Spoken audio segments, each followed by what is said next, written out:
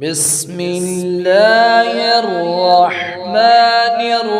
الرحيم إذا زلزلت الأرض زلزالها وأخرجت الأرض أثقالها وقال الإنسان ما لها يومئذ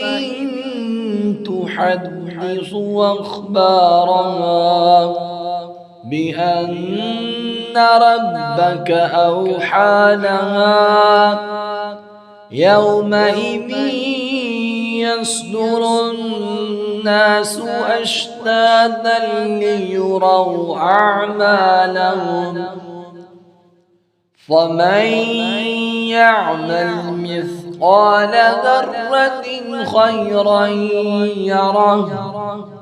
ومن يعمل مثقال ذرة شرا يره